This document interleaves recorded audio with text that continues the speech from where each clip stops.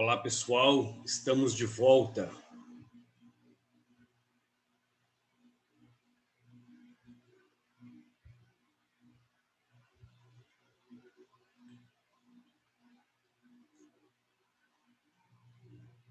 Em breve começamos aqui.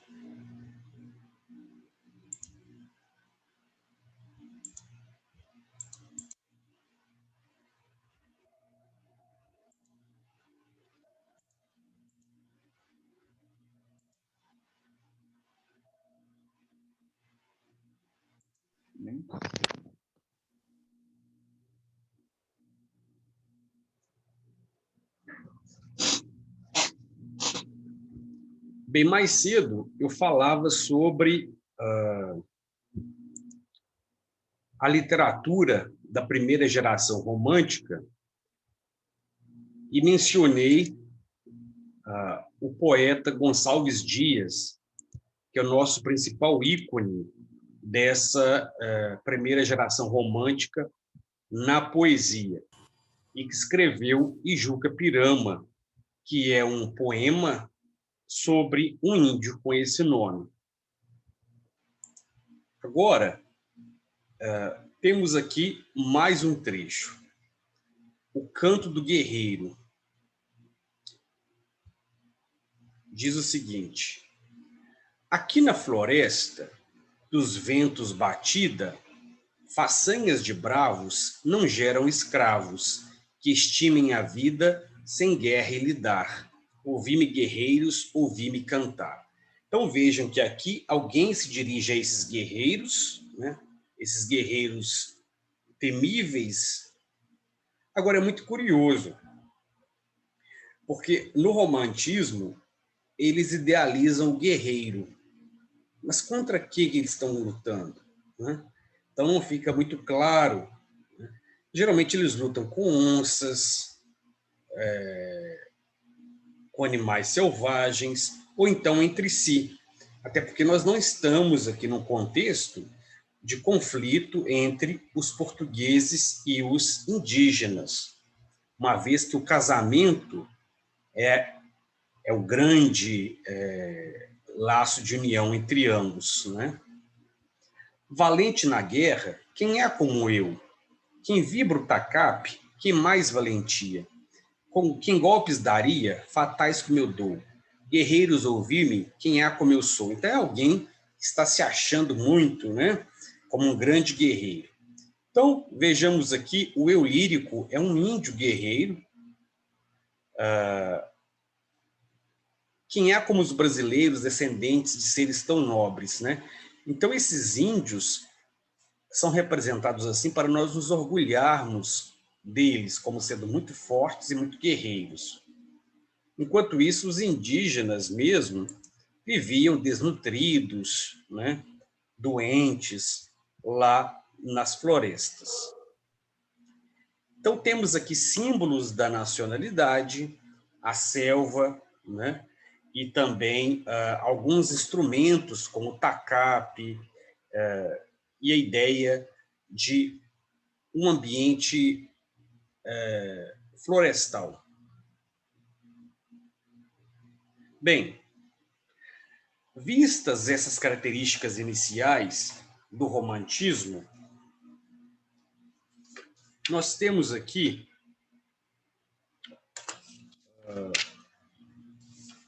no livro didático de vocês algumas explicações.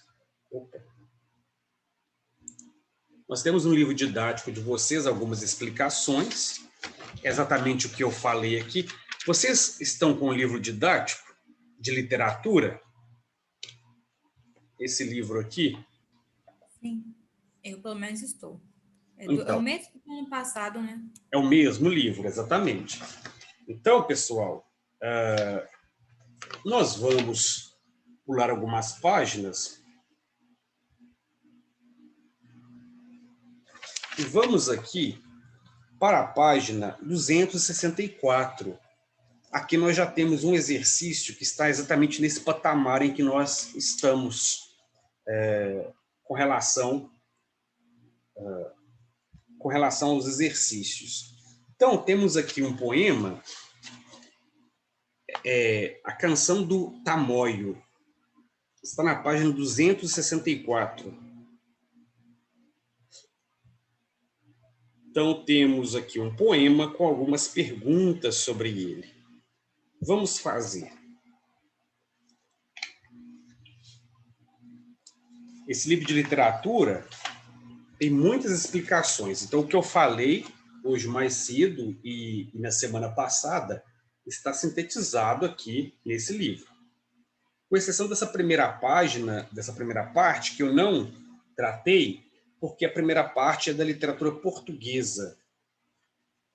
E eu penso que pode ficar confuso se a gente separar aqui a literatura portuguesa e tratar dela no romantismo. Então, vamos lá, à página 264, fazer os exercícios. Enquanto isso, eu vou fazer a chamada.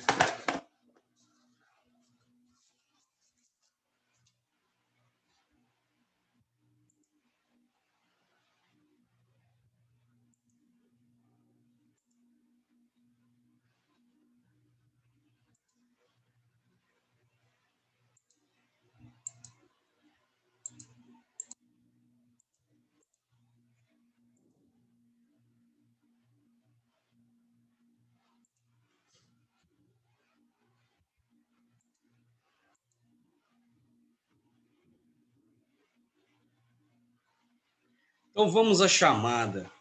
Ana Elisa está presente? Presente. Ana Carolina?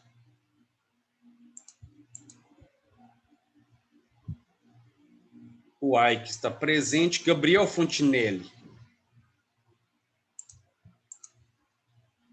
Guilherme Moura? Gustavo Henrique?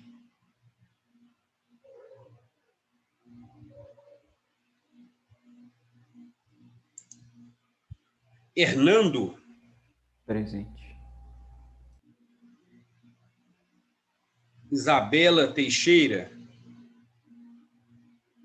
Presente. Isabelle Cristina? Presente. Israel?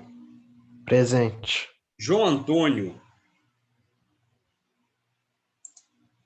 Laísa? Presente. Lucas de Paula? Nayara?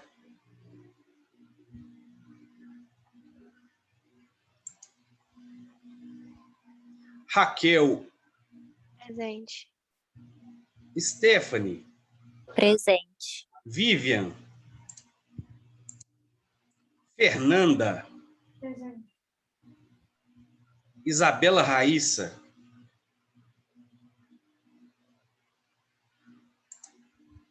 Arthur Prats? João Lucas? Alice Vitória? Presente. Mateus? Presente. José Flávio? Presente. Ok, deixa eu ver se alguém respondeu aqui pelo chat. Tá, eu vou escrever a página, é a página 264.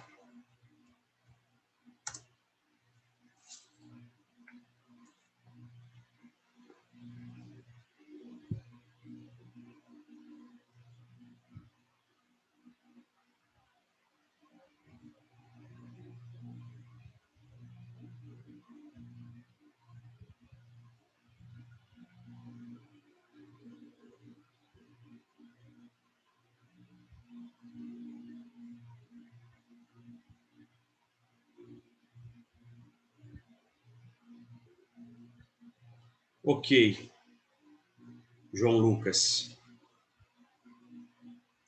Então vejam que é um poema bem fácil, né? Por que é fácil? Porque o romantismo prega uma escrita simples.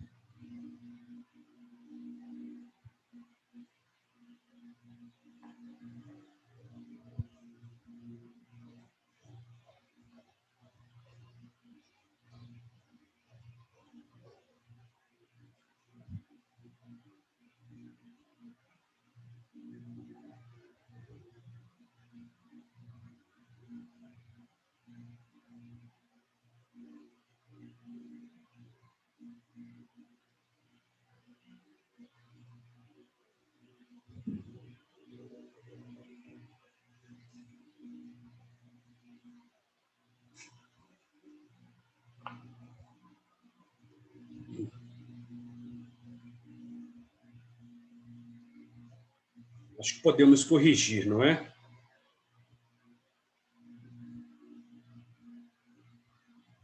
Bem, vamos ao texto. Trata-se, então, de um poema do Gonçalves Dias, Canção do Tamoio. Geralmente, os poemas têm um nome de uma pessoa que faz parte de uma tribo. Então, o Tamoio é alguém da tribo dos Tamoios, claro, né? É uma canção natalícia. O que é algo natalício? Tem a ver com nascimento, né? Vem de Natal.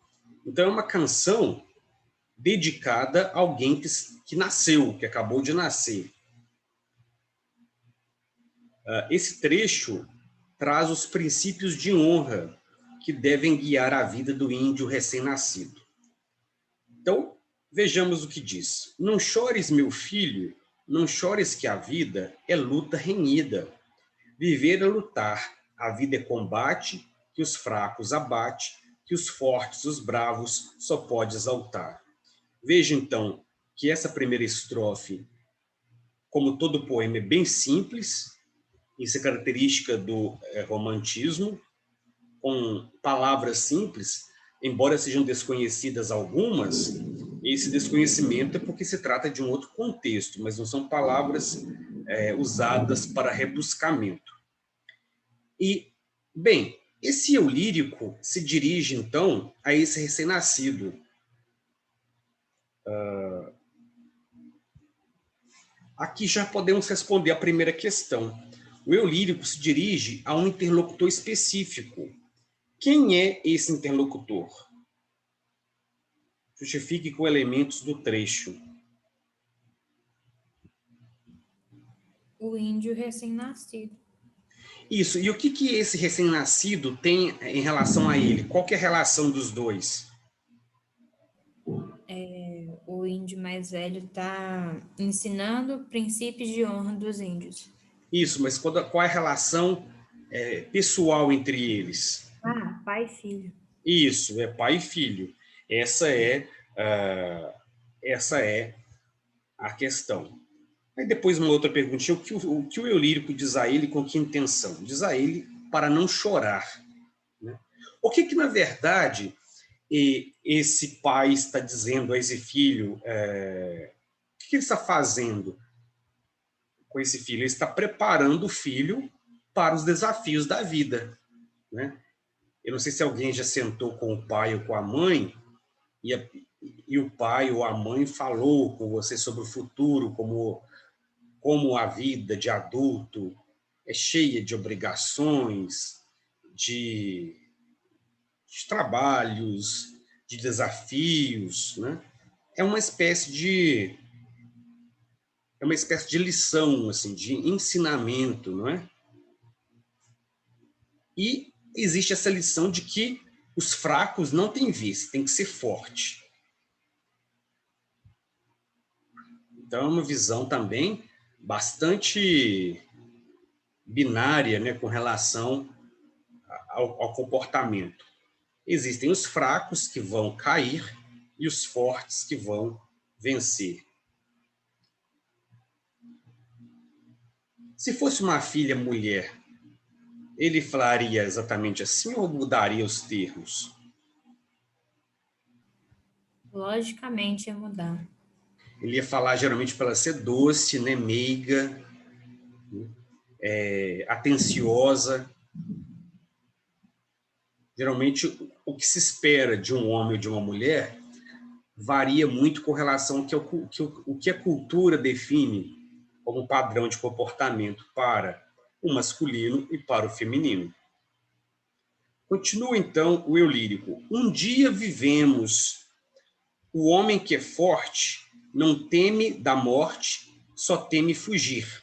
No arco que entesa, tem certa uma presa, que seja tapuia, condor ou tapi. Vejam que curioso, né? O homem que é forte não teme a morte, o único medo dele é fugir, ou seja, você tem que ser tão forte que você não pode fugir. Ao contrário, você tem que ter medo de fugir, porque o dia que você fugir, você dará uma demonstração de fraqueza, né? E ele também diz nesta mesma estrofe que o índio está sempre com um arco e com alguma presa na mão, né? Seja ela tapuia, condor ou tapira, ou seja, qualquer tipo de animal selvagem tem que estar sempre na sua flecha, justamente para indicar o quê? Que é um guerreiro o tempo todo, né? Aqui também temos um comportamento esperado, né, do homem, que também não deixa de ser um comportamento de difícil execução, né? Enquanto se espera que a mulher seja doce, meiga, o homem tem que estar sempre mostrando a sua força, né?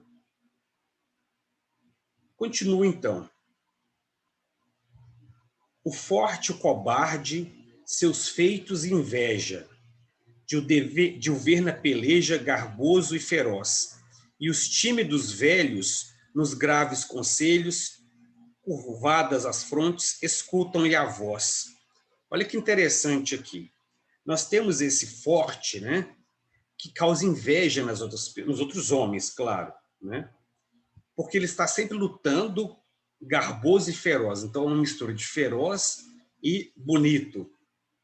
Os tímidos velhos, né, param para ouvi-los. Aqui temos uma relação bem curiosa nas tribos indígenas com relação aos idosos. As tribos indígenas, geralmente, tratam os idosos de uma forma muito específica. O idoso, se ele for um sábio, ele é um pajé, né? Ele é um curandeiro, ele é um conselheiro. Se ele não for um sábio, for uma pessoa comum na tribo indígena, ele é simplesmente abandonado. É uma característica das tribos indígenas. Ele é abandonado para morrer. E por que, nesse contexto, um índio idoso ou deficiente físico é colocado para morrer? O que vocês acham? Por quê? Porque todo mundo ali na tribo ajuda de alguma forma. Pessoa, sei lá, a pessoa não é velha e já não faz mais nada, vai só ter mais um peso morto. Exatamente. É uma tribo, como você disse, na qual todo mundo participa da vida, todo mundo contribui. Uma pessoa idosa, doente, ela é vista como um estorvo numa tribo indígena, porque, primeiro, se essa tribo for nômade, essa pessoa não vai conseguir acompanhar. Essa pessoa não vai conseguir ajudar na caça, né? E também não vai conseguir ajudar no trabalho doméstico. Então, é muito comum nas tribos indígenas que os próprios idosos se afastem e fiquem sozinhos para morrer. Isso não é só no Brasil.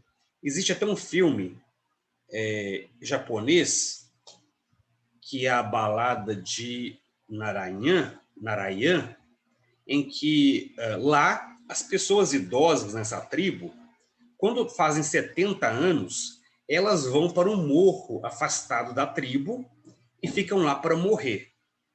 Então, elas acabam indo mesmo, justamente porque elas têm a consciência de que estão prejudicando.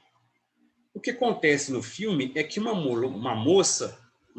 senhora chega a essa idade, mas está muito forte, muito lúcida e muito bem. Porém, ela tem que ir porque é uma tradição os idosos irem. Então, a história é ela ser obrigada a ir para esse lugar afastado, né, isolado, para morrer, e ela não querer ir. Mas não significa que se trata de uma crueldade dos indígenas, é uma característica da cultura deles, né? Continua, então. Domina, se vive, se morre e descansa, dos seus na lembrança, na voz do porvir. Não cures da vida, sê bravo, sê forte, não fujas da morte, que a morte há de vir.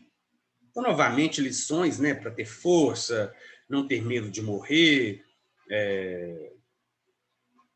e morrer significa descansar para eles, né? Então não é algo, digamos, negativo, diferentemente da nossa cultura ocidental, na qual o culto à juventude e à vida é muito forte.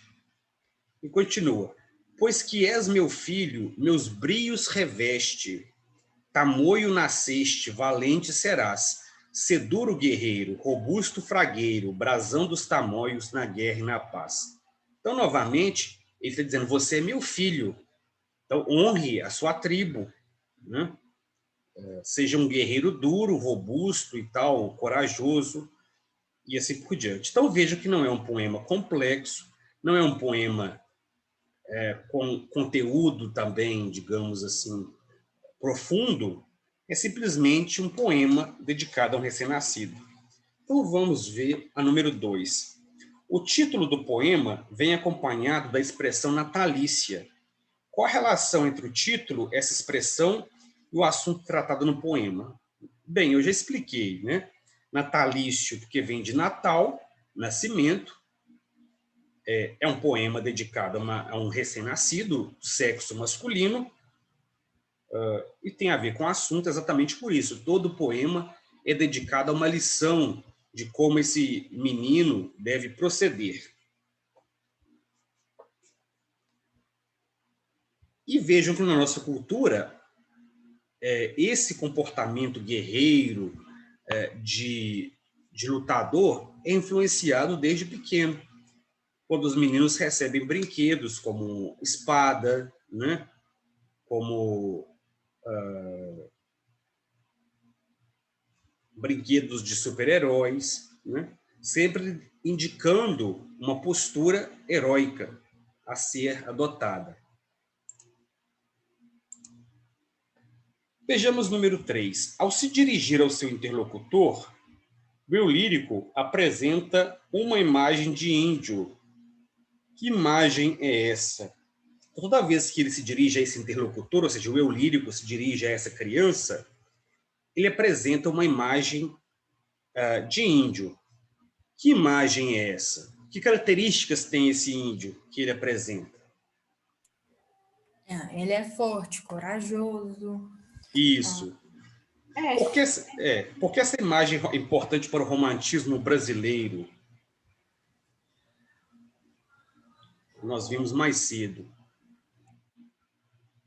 Por que reverenciar a força do índio é importante para o romantismo?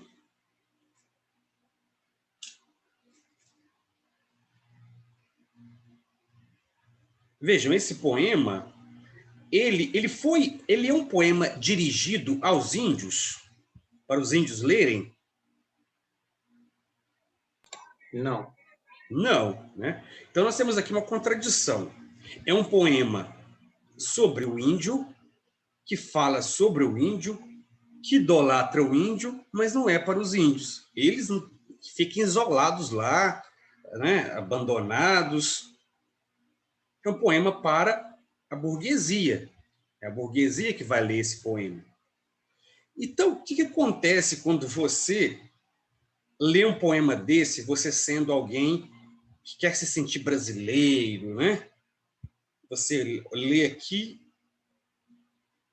qual é a sensação que alguém tem quando lê um poema desse? Alguém patriota, digamos assim.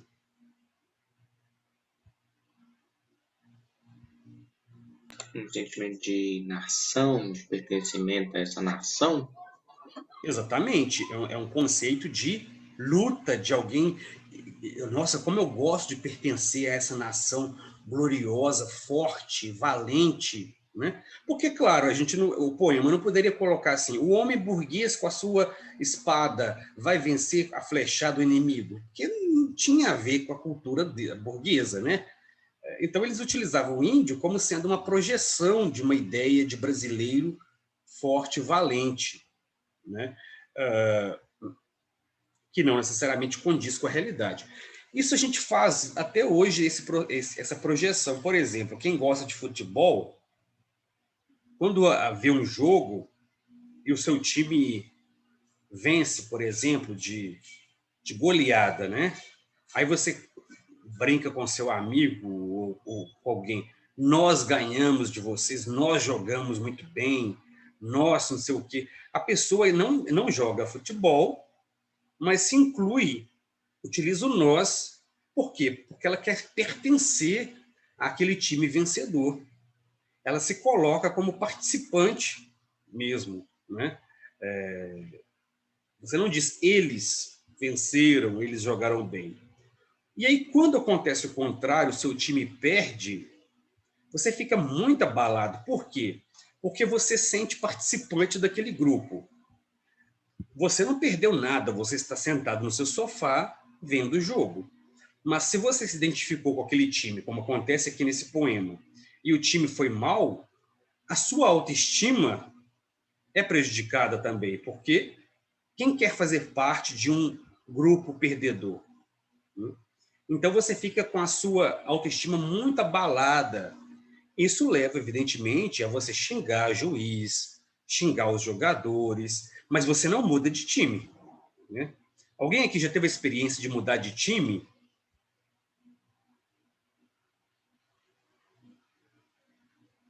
Alguém que torce para algum time? Isso não acontece, né? É como se você mudasse de nação. Imagina, você é atleticano e resolve virar cruzeirense. Eu nunca vi um caso desse. Vocês já viram? Não conheço. Isso é a ideia de pertencimento, que é fundamental numa literatura que está ligada a uma nação ainda em começo de criação de uma identidade, né? Aqui temos também uma última questão. Observe a linha do tempo deste capítulo. Que acontecimentos refletem as mudanças no contexto cultural do país e fortalecem o desejo dos escritores de criar uma literatura que trate da identidade nacional? Bem, aqui eu já falei. O que aconteceu de importante nesse início do século XIX e que leva a essa ideia de pertencimento à nação? Qual é o principal evento político, histórico no Brasil que leva a essa ideia de pertencimento? Lá em 1822. A vinda da família real para cá. A vinda da família real é em 1808. E o que acontece em 1822?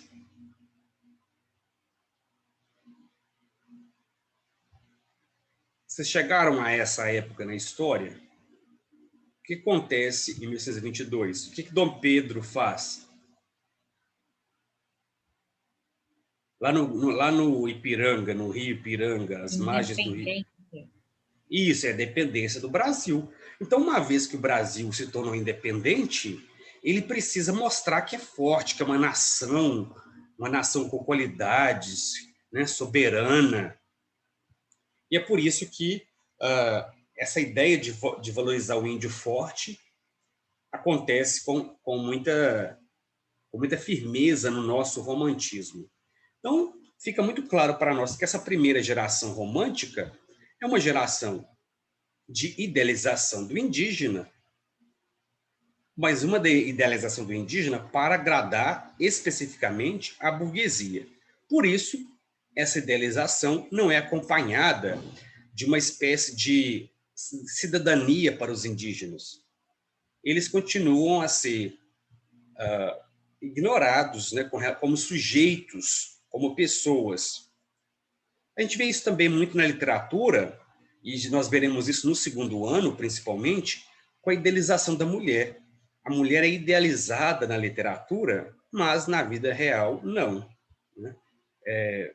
Essa é uma forma de mostrar para a sociedade que você valoriza um determinado tipo de sujeito, no caso aqui, o indígena. Mas é só para mostrar mesmo, né? Nós falamos que hoje vivemos numa sociedade das imagens, né, das aparências, mas isso não é de hoje, evidentemente. O romantismo é um exemplo claro de como essa relação entre a realidade e a representação é muito distorcida. Na próxima aula, nós daremos sequência ao estudo do romantismo. Vejam que é muito simples a estética do romantismo, é muito importante atentar para as contradições, né, dessa estética. Tirando isso, é muito tranquila. Bem, pessoal, espero que vocês estejam lendo o livro para a nossa prova número 3, né, que é O Olho Mais Azul. Eu passei para vocês, né? O Olho Mais Azul está lá na plataforma. E a gente, então, se encontra na próxima sexta-feira agora. Tchau.